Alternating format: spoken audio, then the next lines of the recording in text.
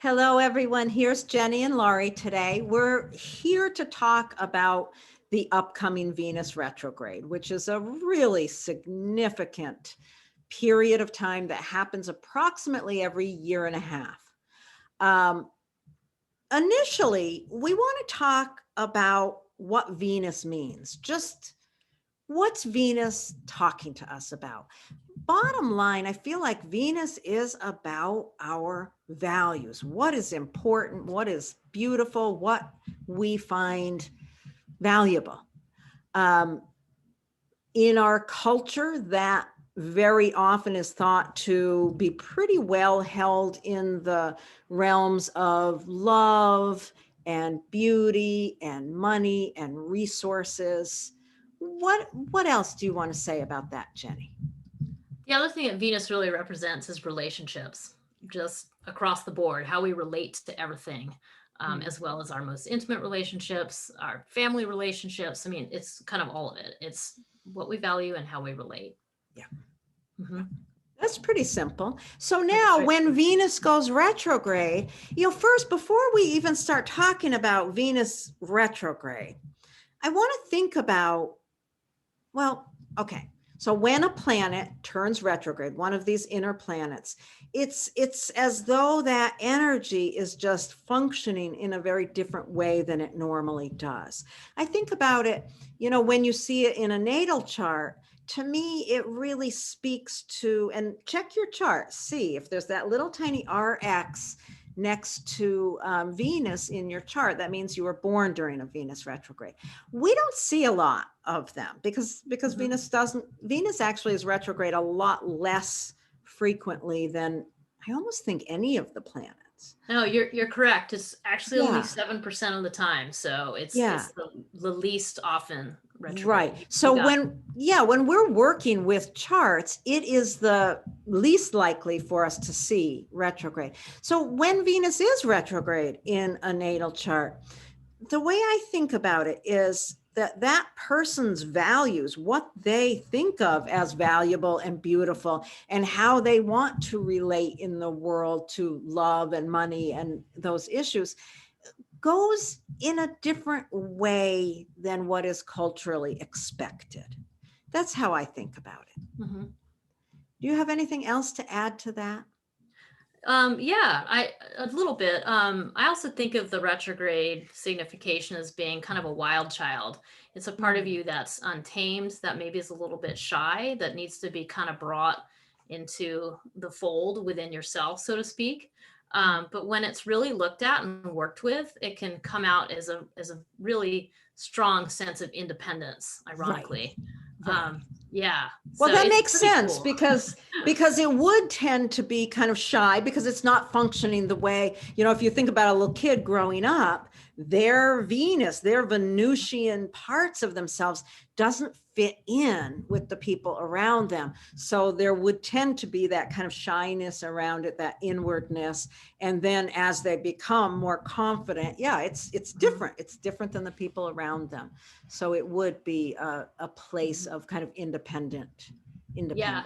That's interesting. I think the one other thing that I think you taught me many years ago was also the factor of, the potential for dissatisfaction with the status quo, especially, just being female in this culture.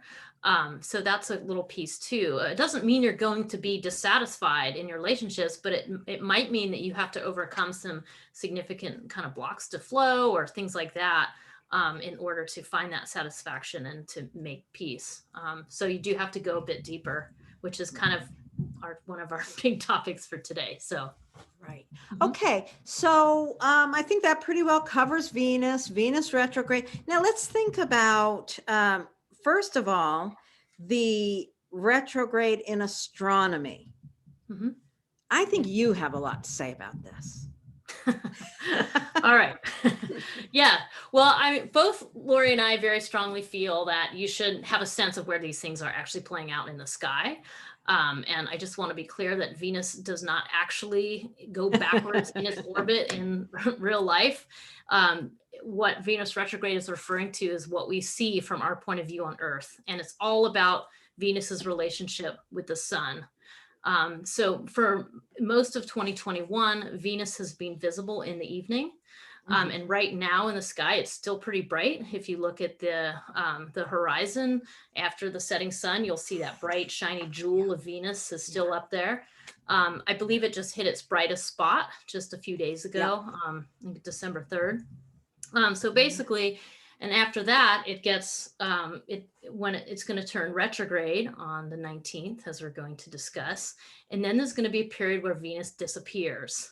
And it won't be visible in the sky at all. And then it's going to reappear. And when it reappears, it'll be in the morning. Think about that. I love that. I just love that idea that we've got this amazingly beautiful evening star of Venus. And it's so beautiful out there right now. And then it goes underground and we don't see it. And then all of a sudden, it reemerges, and that's such a hopeful period of time when that reemerges in the morning sky. So what happens while it's down under there, Jenny? I guess that's when we get into the mythology of it. That's kind of the topic, but just think about, I like to also think about being in an ancient time and having this bright thing disappear from the sky, and actually that disappearance, I think, has become a signification for many things and world religions and other things like that, but that's a topic for another day. But it is something really cool to think about, and a visible phenomenon you can see. So from the mythological point of view, which is kind of like taking that viewpoint of what we just saw and being like, oh, what's going on? There's all these myths that are spun about what's going on during that time period. And in the ancient tradition in Sumeria of many centuries ago, there was the goddess Inanna. And Inanna was the sort of feminine goddess encompassing a lot of different aspects of the feminine goddess. And at a certain point, Inanna had to go down into the underworld to, I would say, meet with her sister who lived in the underworld. And when she descended down into that, she necessarily went through her own death. And actually, it's a pretty, I don't know, kind of gruesome story about how she was like hung on a hook and, had to be, and there's all this deep, rich mythology about how she was able to escape that and come back up to the surface. But even in doing that, her sister did not become an adversary. It became something she had to encompass inside of herself. So in other words, when she came back up out of the underworld, she had a much greater depth to her. Has a much broader range, and speaks of some of the feminine mysteries of the dark. The idea that before you're born, you're in a womb, which is dark. So the idea that life comes out of those dark places. And so that kind of leads us to the next, what we talk about as Venus retrograde. Right. So during Venus retrograde, we are all kind of settling into that inner deep place where we've got work to do. And with Venus retrograde, I think the work is simply to really, really develop some clarity on what the hell is important. What do we truly value? Really getting clear, looking at our love relationships, how we relate with other people, looking at, oh my God, in this culture, how we spend money, how we think about money and resources, and what is beautiful to us. These times when Venus is retrograde are times to really dig deep and get clear about those things. It's so interesting to me to see this retrograde happening right before Christmas, right when there's all this drama right now around what's available and what's not available to buy some gifts for your friends or family. It's like, what the heck is important, folks? We really need to get some clarity on that.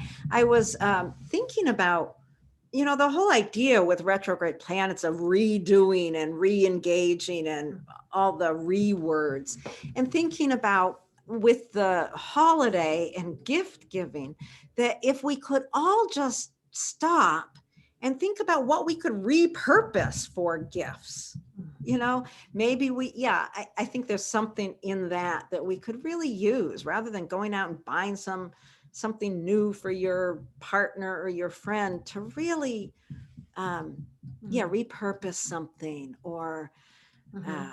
yeah, something along those lines. Yeah, you're making me think, Lori, though, just like the whole question about what do we value. And I think we live in we have lived in a very materialistic society. But the things that really are of value come pretty clear, as in, do we have clean air to breathe? Do we have clean water to drink? Do we have access to food? I mean, it really takes it back down to those basic values and resources. And do we And have those somebody things to are, love? yeah, like, Right. what are our, exactly, do we have support systems? Do we have relationships? And you're exactly right, that are around us and supporting us. And so it's really wanting to, how can we bring in more of those things into our gift giving and maybe our feeling around gratitude as well. But I just think it's really important to consider the deeper layers of what is valuable, what is important. Um, yeah, this is a Absolutely. great time to do it, right? It's very Absolutely. interesting. It's right around the Christmas. It's literally on Christmas Day, Yeah. part of this cycle. Yeah. So Yeah, we, it really, it is fascinating. And, you really want to think about what's important. And I always think, yeah, it's not a time to spend money or fall in love or buy expensive things. It's just not time to do those things. So I would say, yeah, stop Mhm. yourself there. Stop yourself there and Yeah, reevaluate it. yeah. And also this Venus retrograde is in Capricorn. So that really is Oh, bringing in yes. a seriousness, a Yes. question around integrity, and Yes. a question about like setting good boundaries and, just Right. taking a serious look at what's underneath there. This is not a frivolous Right. version of this. This Yeah. has quite some intensity to it. Yeah. So I think that's what we're working with. Yeah, Mhm. the integrity piece. I think I'm so glad you just used that word because I think that's the key to it being in Capricorn is what is your integrity around how you love, how you spend money, Mhm. what you value. Where's your Yeah. integrity? And yeah, Yeah. because it's in Capricorn, and we're going to get to the individual components dependent on your rising sign. So this will be falling in the house that holds Capricorn in your chart, which is the area of your life that is most important for you to learn integrity. Mhm. Bottom line, Yeah. this is where it's happening. So wherever Yeah. it's happening, you always, it's an area of your life that integrity is utmost Mhm. importance. Yeah. Yeah. And I just want to, for 1 minute here, I also just want to add in that the last time Venus went retrograde in Capricorn was in 2013. So we're looking at the 8-year Venus cycle where it Oh, makes 5 conjunctions with the sun in 8 years. And oh, now we're, this is the same. It basically was the same degree. It was like 28 degrees of Capricorn way back in December 2013. oh, So that's just so you interesting. know, yeah. So if that time frame rings any bells or anything Huh. like that, just kind of hold that in your mind as you hear about your rising sign. Oh, I'm so So glad. I'm so glad you brought that up because it rings some bells for me. That's great. That's really yeah, interesting. That's very interesting. Okay, so yeah, do you want to briefly look at the chart and talk about the aspects that are made while yeah. it's retrograde? Let's do that. We should take a look at where everything is in the sky. And again, this is going to be Eastern Daylight Time because that's where we are. Right. So adjust that time for your own time zone. But here's the chart that will be common to everybody's time zone. Right. And the most interesting thing, the thing that jumps out right away is the fact that when Venus turns retrograde, it had just gone over Pluto. So Ooh, Venus and Pluto had a little meeting together and discussed issues of deep, profound integrity. yeah. Yeah. And So now Venus has this meeting with Pluto. It goes past it and then it stops and says, oh, I haven't finished my conversation yet. So it re-engages in that's right. retrograde motion. And that Venus conjuncts Pluto 3 times, December 11th, December 25th, right on Christmas Day, and March 3rd. Those are the 3 passes of Venus to Pluto. Hmm. Right. Oh yeah. Oh yeah. Serious stuff. So that's like Yeah. the day after we're making this video Yeah. is our first conjunction. So, I mean, you have to, this is probably the most prominent feature of this Venus retrograde. So just to recap, we've got Venus, which is our values. We've got Capricorn, which is integrity. And now we're throwing in a conjunction to Pluto, which really just underscores the profound need to go deep down into the underground, the underbelly, the things that are beneath that kind of make everything tick. It really just highlights that, which is already something you're thinking about with the retrograde. And now you're really just saying, no, really. The really, demand for transformation. You know, Pluto is, it's about, Pluto destroys what's in the way of necessary transformation.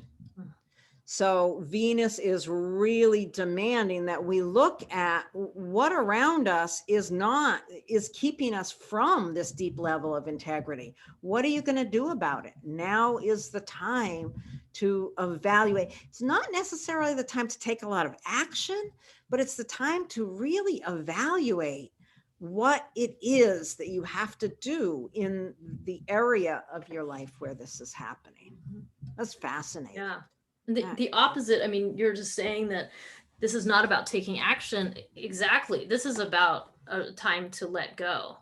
This is the whole myth that we discussed refers to allowing certain things to die. I mean, allowing certain things to pass beyond you so that you can release them. It's really like a shedding of the skin. I mean, you've got to let some things go to let new things come in.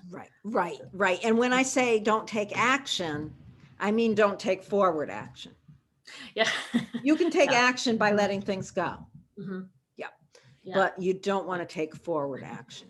You don't want to, So other than that, the other direct aspect that Venus is making as it does its little back and forth thing is a sextile to Neptune.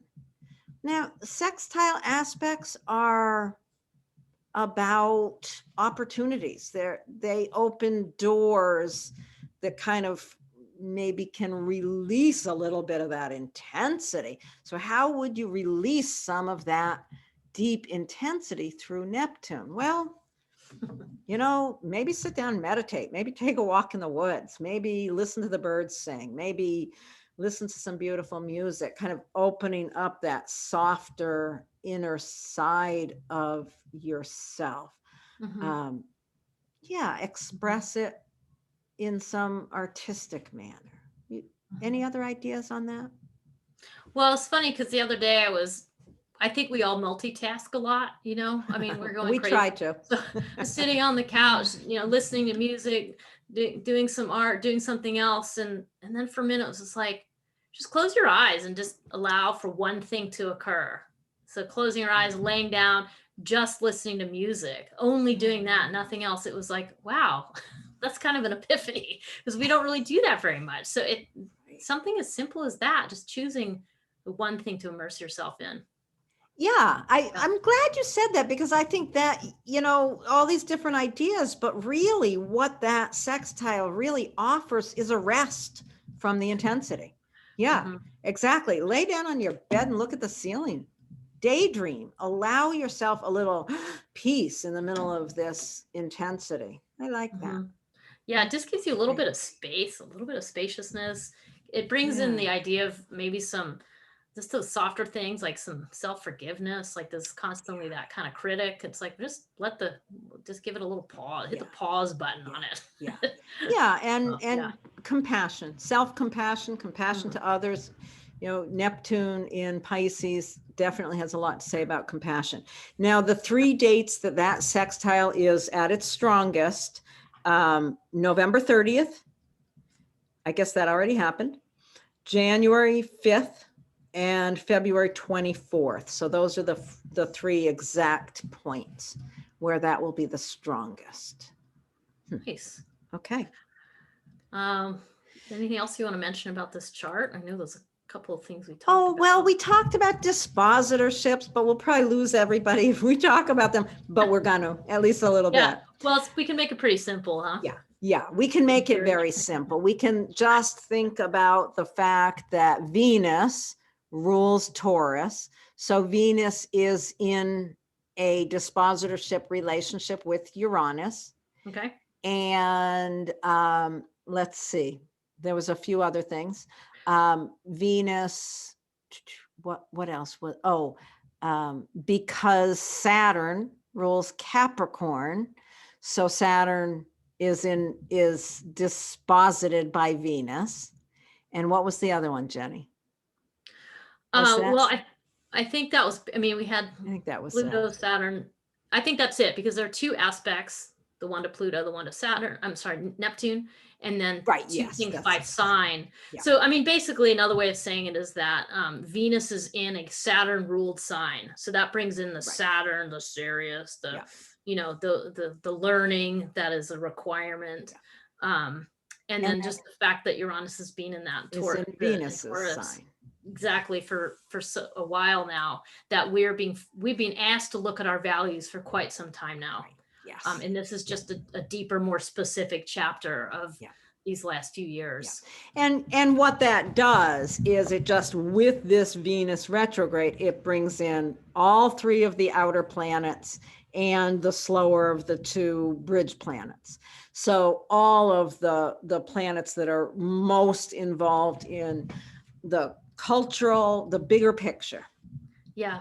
So. And that's why we bring this to your attention too, because it's sort of saying that this Venus retrograde period is kind of carrying the weight of necessary change in the culture. It's asking you to dream, to shift, to get serious about what's not in integrity, and to look at your values. And also it's saying that what you do matters. Like, your individual story is part of the collective story, and what you do and the choices you make and how you choose to use this period impacts the culture, impacts all this, impacts the people around you, and on a bigger level. So it's good to know. It's, you know, it's important work that you all are doing. Absolutely. So. Okay. So you want to talk about the individual impacts? Sure. Okay, maybe we don't need this chart up here to do this piece. So let's close that down. Okay, now we'll start right from the top here with Aries. If you have Aries rising, you know, I'd encourage you, certainly if you know your rising sign, listen to that. That's what's most important. If you don't know your rising sign, you can think about it from your sun sign's perspective. Some people do also use their moon, but basically this is written for the rising sign. So if you have Aries rising, this Venus retrograde is going to be happening in your 10th house. So this is going to really bring a demand for reevaluating, reconsidering your integrity around your career, your reputation, your standing in the outer world. So it's a time to reassess preparation for future action in that area. Mm-hmm. Sounds good. Yeah. Okay. I think the only thing I would just add very simply is that it's really, the integrity really means lining up your inner skills and desires with how you're acting in the outside world. And that's kind of our keyword, I guess, for all of these, but in your career specifically. So I mean, all of these are saying the exact same thing, only in a different area of your life. So if you have Taurus rising, this is happening in your 9th house. So where's your consideration of integrity going to be in that case, Jenny? I think about that as continuing to foster your curiosity in a field of study. This is about expanding your worldview. This is about maybe filling in the gaps or of something that you've left undone in the past that will help bring you more into integrity with your perspective on the world. So this might be learning. I mean, this could be any sort of learning, really, from a book, from a foreigner, from travel, you know. Yeah, it's expanding, you know, that 9th house is where we expand our view of the world. And that can mean so many things. It can mean traveling or education or politics or religion, you know, all of those big topics where we expand our understanding. So make sure your integrity is right and reevaluate your values in that area. Now, if you've got Gemini rising, This is going to be happening in your 8th house. So you're really going to be navigating your own, your abilities to navigate other people's values. So you're going to be evaluating how you interact with other people's deep issues. You're going to really have to get clear about your own integrity when you're sitting at your holiday dinner with your family and your uncle is spouting political opinions that you don't agree with. So, you're going to really have to work on your integrity there. Yeah. And it might be difficult. Yeah. Right. And the other piece of that whole puzzle is just having healthy boundaries.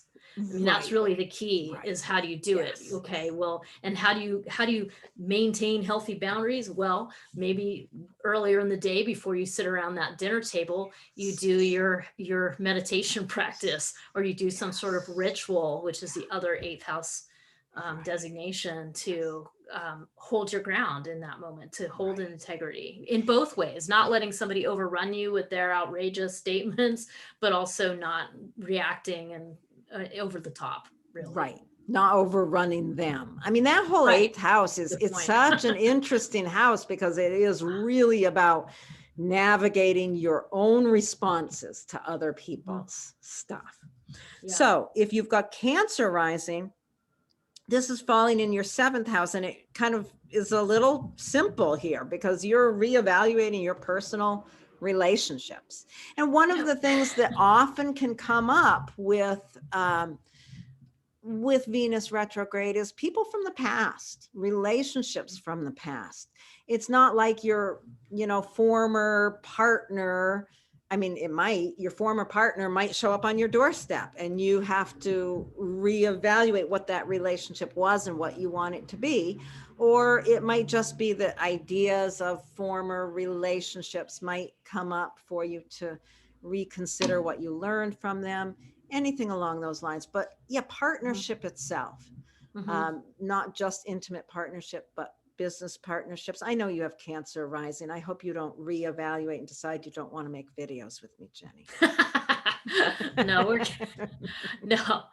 But it is interesting, because I think this touches on, with Cancer rising, it touches on topics of autonomy within relationship. And I think sometimes, I mean, there's the other person, and then there's the relationship you make together. So in a sense, there's 3 entities that you're considering here. And they all have to be in balance. Like, you don't want to overdo one for the other. I mean, you have to consider yourself, but you've got to not be totally selfish and balance with the other person. And also there can be a sense of like too much sacrifice that can happen in one direction or another. And this whole Venus retrograde is about finding that balance where you're not sacrificing too much of yourself, or vice versa, for the relationship. So that's great. Great. Okay. So if you've got Leo rising, this is going to be falling in your 6th house. So you need to be really reevaluating and considering your healthcare routines, your habits. How are you caring for yourself? Are you in integrity with your own physicality, with your own body? I think that's pretty clear and simple. It's not a time that you want to all of a sudden take up running, but you got to really get clear about what you do need to be doing. Yeah. This is just about your health and being in integrity, like knowing how your habits that you do impact your health, not just in the short term, but in the long term. Yeah. So it is about considering which things are you overdoing and or underdoing, and making sure that you're balancing. And of course, during the holidays, those things always tend to, for most people, come into some sort of challenge where you end up perhaps drinking more or eating more or whatever it is. Probably because you're feeling a little neurotic about your family, but anyway. Right. It's interesting though. I usually, the whole idea of New Year's resolutions always has seemed a little silly to me, because people make them and then break them. But this really, with the Venus retrograde right over this time, it is really a time to consider, what does your integrity depend upon you releasing? Interesting. Okay, so with Virgo rising, this this need or desire to reevaluate personal values, this falls in your 5th house. So you want to really get clear about what your values are regarding your children or your creativity, how you give love to other people. Are you in integrity in that area? Interesting. Yeah.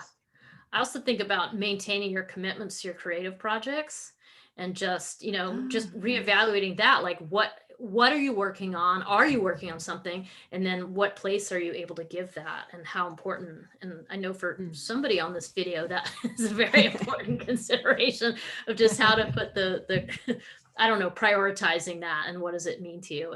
And also that it's providing a sense of stability because you have Capricorn there. So yeah, anyway. Yeah, being in integrity to your creative process. Yeah. Okay. Great. So then if you've got Libra rising, this is happening in your 4th house. And, you got to realize that this house we're talking about with every one of these, this is the house that holds Capricorn in your chart all the time, not just when Venus is going through it. So this is an area in your life that is always serious, always a lot of effort, and integrity is always necessary there. It's just that at this time, it's so highlighted in terms of reassessing. So yeah, this is in your 4th house. You want to get really clear what's important to you in your home, your family, your ancestry. Are you in integrity in your relationships in your family? Yeah, and the question this begs, because of the depth factor, is if you are not, it's going to require probably looking back at what it was like when you were a child, or looking back into your family past and history in order to kind of write the present, because most of the things that come up around our family are old. They're old patterns. So it kind of brings that into it a little bit.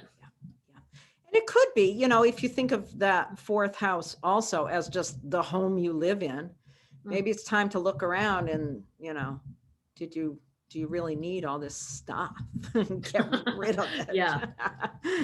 Okay. Let go of some crap is what you're saying. Right. Exactly. To summarize. Right. Yeah. All right. So if you've got Scorpio rising, this is falling in your 3rd house. So your consideration and, you're really looking at your integrity around communications and possibly around your siblings, your immediate environment. So yeah, where's your integrity in your communications? That's a big consideration for people. Yeah. And another thought about the 3rd house too is that it also refers to kind of short trips and like navigating your immediate environment that you just said. So that's kind of like how you move through your environment. So my question here is like, do you need to jump in the car to go to the store? Could you walk? Could you, consider, when we're all considering this value system we have, thinking about that and just questioning, like, is that the right thing to do right now? Maybe making a different choice if you can. Oh, I'm really glad you brought that up, because that's really important. That's great. Okay. So then if you have Sagittarius rising, this is falling in your 2nd house. So you're going to be really looking at your integrity and reassessing your values around money, around resources, around how resources and money impact your self-worth. And really considering, do I really need to buy that expensive thing in order to make me feel okay about myself? That's it's similar to the one that we just talked about.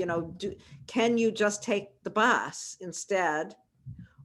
And in this case, do you really need to go to that hairdresser and spend $150 to make yourself look beautiful? Yeah. Well, I've been thinking this has been a little discussion. Some of my family, just like, how do you want to, spend money on people. It's like, one of the conversations we've been having is like, can we all just make donations to organizations that we want to give money to?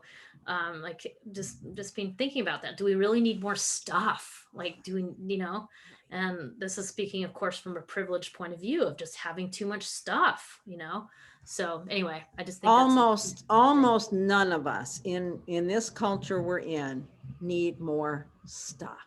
Really, really. If we want to buy gifts, buy a ticket to a show, or I don't know about that. Yeah. I don't know about that. I'm still isolating at home personally, but at any rate. Yeah. Did you have something more about that one? I was just going to say too, just dedicating that positive self-talk. This is the place to uplift your self-worth. This is the place to go within, be deep within, be in integrity with yourself, and recognizing yourself as a luminous being with value, and that you have a lot of resources to offer yourself and other people. So just really checking in with that, I think, is important. Yeah. And, I'm thinking about what you said about the conversations you've been having around like donating. I mean, if you donate to a cause that you really believe in, that certainly is a better way to uplift your self-worth than buying a new whatever. So bringing those together. And if you've got Sagittarius rising, those issues are really important. This house that Capricorn falls in anyone's chart is a really important house. It's the area where we have to learn integrity and where we often spend a lot of our life struggling in this area. So now if you've got Capricorn rising, this is going to fall right smack in the most personal house. This is right in your first house. And it's really about the integrity of your self-expression, the way you show your personality to others. That's great. Yeah. Sometimes I think when you talk about the first house a lot, it's sort of like the self, and it's still the self, and it's the self. But I think you can kind of think of it in layers. Like deep within you is your core self with a capital S, like this is a more spiritual way of thinking about it. And then there's these layers outside of that. And those layers are how you interact with people, how you do the day to day. I mean, it's a little bit like that, all the way out to your kind of identity or the image that you project. So with a Capricorn image that you're projecting, you're probably projecting a sense of seriousness. And it's time for a reckoning with that, just an understanding of that, increasing your self-awareness around what that is. And making sure that expression, that serious self-expression, is in integrity with you, not with anybody else, but with you. And people who have Capricorn rising, it's not easy. It's something that they have struggled with, is how they express themselves is a place of great learning for people with Capricorn rising. They learn a lot about themselves by how they express themselves. It's such a personal area. Okay, then if you've got Aquarius rising, this Venus retrograde is going to fall in your 12th house. And now you're really looking deep inside your own unconscious. Oh boy, let's see. How do we want to think about that? Really getting clear of reevaluating your own unconscious. What's hidden in there that you haven't looked at? This is a time to do some really deep work with your therapist, or with, with your own. It's a deep, deep level within you that you probably don't tend to look at all the time. Yeah. I thought of one of the other things with the 12th house is that, in a simplest sense, it means behind the scenes. What are you doing behind the scenes?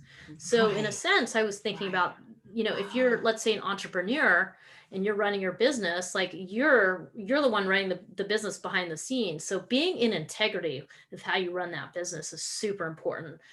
Or it could refer to more like the administrative stuff. Like, how are you in integrity? So this could be our politicians, right? Being in integrity in public service because they're operating in that administration position. But anyway, that's what I was thinking about, is that kind of integrity. Yeah. And if you have that Aquarius rising, and this is falling in your 12th house, you got to look at what's not showing up.